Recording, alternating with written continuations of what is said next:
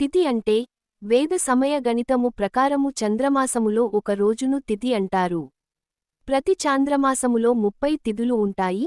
సూర్యుడు నుండి చంద్రుని కదలికలు తిథులవుతాయి.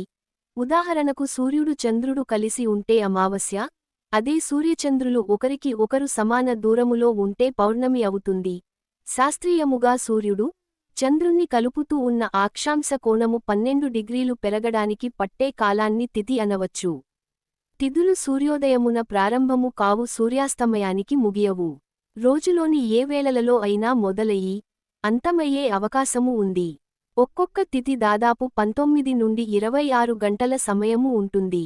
తిథులు అధిదేవతలు: పాడ్యమి అధిదేవత అగ్ని, విదియ అధిదేవత బ్రహ్మ, తదియ అధిదేవత గౌరీ, చవితి అధిదేవత వినాయకుడు, పంచమి అధిదేవత సర్పము, షష్ఠి అధిదేవత కుమారస్వామి, సప్తమి అధిదేవత సూర్యుడు, అష్టమి అధిదేవత శివుడు, నవమి అధిదేవత దుర్గాదేవి, దశమి అధిదేవత యముడు, ఏకాదశి అధిదేవత శివుడు, ద్వాదశి అధిదేవత విష్ణువు, త్రయోదశి అధిదేవత మన్మధుడు, చతుర్దశి అధిదేవత శివుడు, పున్నమి, పూర్ణిమ, పౌర్ణమి అధిదేవత చంద్రుడు, అమావాస్య అధిదేవత పితృదేవతలు.